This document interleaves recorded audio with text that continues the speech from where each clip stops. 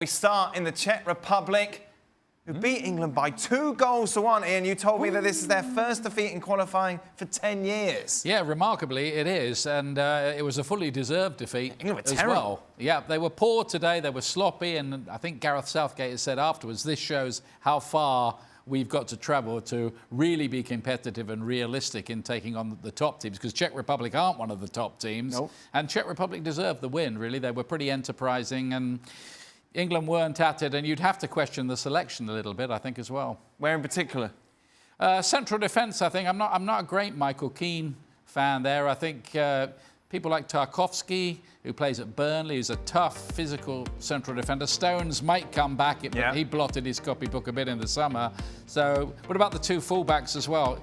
I think Alexander Arnold and Chilwell will be better selections there. So I think there's going to be a bit of an inquest about this, because it's an unexpected, unscripted defeat for England. They did look a bit of a mess at the back, Craig. We saw it against Kosovo and we saw it again today. Yeah, I mean, the Kosovo one was equally as worrying, although they didn't lose that game, did they? No, it was the 5-3. You've got to question whether he actually thinks this is his best side. I think what he's doing is, and whether it's going to work or not, is, and I think he showed that with his selection in the last game with Wan-Bissaka, who's a very good young player, leaving Kyle Walker out, who seems to have gone to by the wayside a little bit, is Gareth Southgate trying to give players international experience before they get to the Euros, because they will get there. But then you've got to question if that's the right way to go forward, because there's no way in the world, in my opinion, as well as Trippier has done at Atletico Madrid, that he's a better player than Alexander Arnold.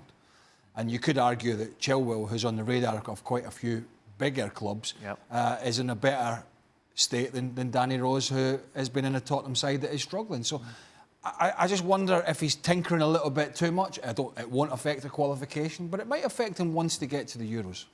Just for a little bit of context as to who they were playing today.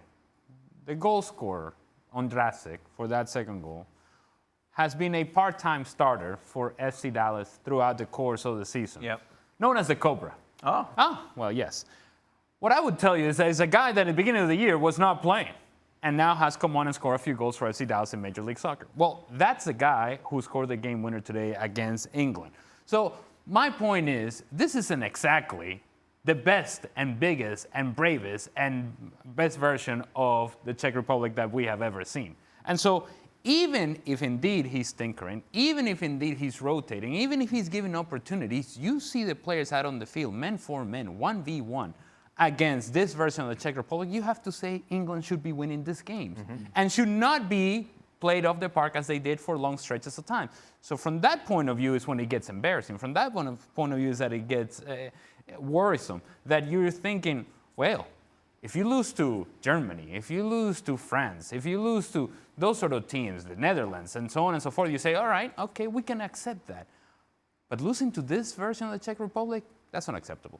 And first half, one shot on target for England. That was the penalty. Jadon Sancho, Raheem Sterling, Harry Kane, Mason Mount. A lot of attacking prowess there. Yeah, it was Mason Mount's first start, and he couldn't really get into the game today. The team looked a little bit unbalanced. He seemed to be playing in Sterling's area, I thought, a lot of the time. But he's a good player going forward. I think, you've got to put it in context. It's not the end of the world for England. They've still got every chance of qualifying. I think it's an eye-opener, isn't it? Yeah, that's fine. It's a reality check, and I think the players have said as much afterwards. I think Harry Kane has said that we were sloppy, we didn't move the ball fast enough, and Southgate said we gave up too many chances in the game. And Craig's right. They gave up a lot of chances against Kosovo as well. So defence, big question mark. Thanks so much for watching ESPN on YouTube. And for more sports highlights and analysis, be sure to download the ESPN app. And for premium content and live streaming, subscribe to ESPN+.